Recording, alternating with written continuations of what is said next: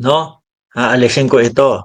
Lilipat ho tayo doon sa sabi naman ho nung kampo nila Robin Padilla, mga boss. Eto, yung sabi ho ng kampo ni Robin Padilla, mga bossing. Ayan, no?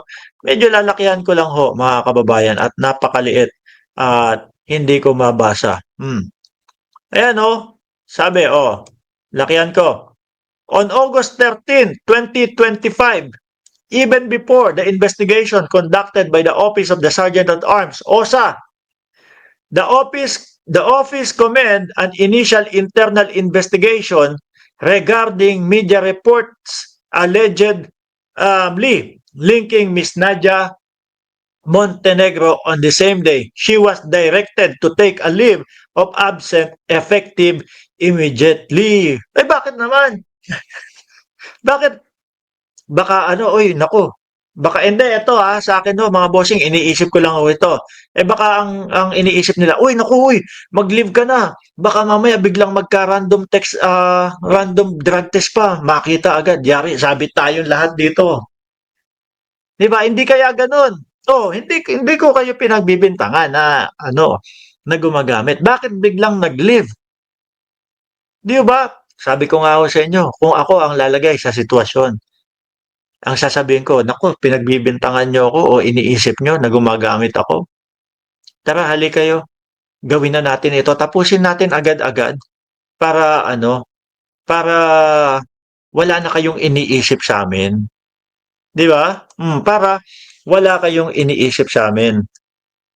Um, Saglit lang mga boss ha. O yan. Di ba? Ganun lang kung kasimple yan. Ano pa sabi dito? Also, on August 13, Miss Montenegro was given 5 days. Aba, may nagkomento sa atin na subscriber o followers o yung nanonood sa atin.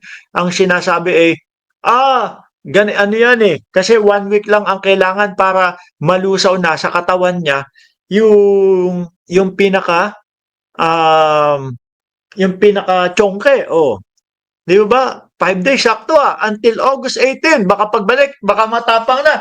Sige, ano, sino naghahamon ng drug test dyan? Halika, mag-drug test na tayo. Baka gano'n na ho katapang, mga kababayan. Ano, baka wala na. Baka negatibo na ho. Oh, her written explanation regarding 2 news article published by Abante and Billionario to provide her the opportunity to address and clarify the matters raised therein.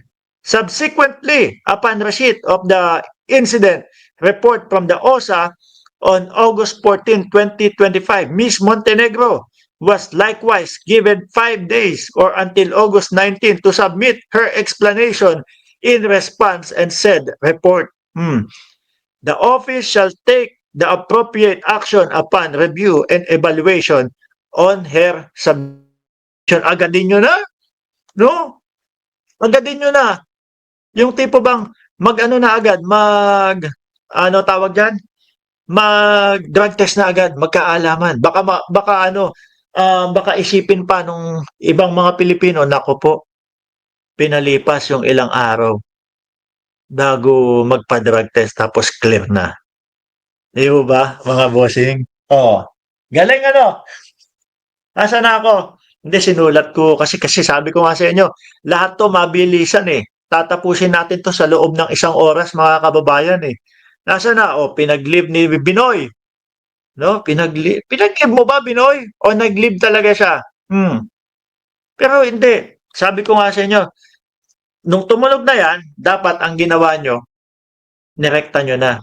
Ano na kayo, nagpa-drug test na agad kayo para matapos yung usapin. Ngayon ho, mga kababayan, no, dumako tayo dito. Nako, flood control. Mga nagmamalinis ho kasi yung mga yung mga DDS senators, mga bossing. Wala silang kinalaman o walang mga ano. Eto, halos po mga kababayan. Ilan na? Una, si Quezon. Una, si Boy Kilay. No? Yung kanyang kaibigan na taga Sorsogon is nalaman, naungkat na nag-donate sa kanyang election sa kampanya niya ng 30 million. Tapos nagko-kontraktor sa gobyerno, bawal daw ho yun.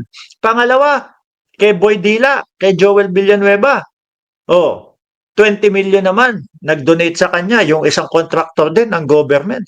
Ngayon, mga kababayan, bunggo naman ho. Bunggo ho. Mahigit 300 milyong Naku po, narinig nyo agad, mahigit 300 milyon, mga kababayan. No? Sabi nga po ni Senator Tito Soto, ang sabi niya, mga boss chipamo, sir, nako, hindi lang 142 billion insertion, no? Parang ang kwenta ko, nasa 300 billion ho, mga kababayan. Dito, 300 million lang naman. Hindi ho billion, mga bossing.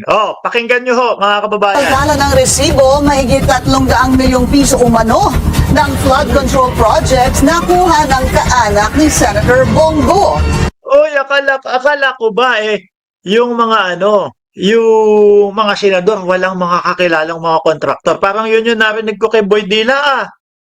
Tapos ito, mga aray ko po, hindi ba conflict of interest yung mga yan?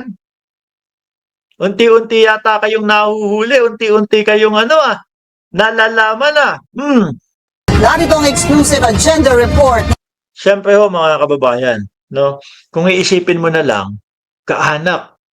Siyempre, tingin nyo, hindi ba mabibigyan ng pabor?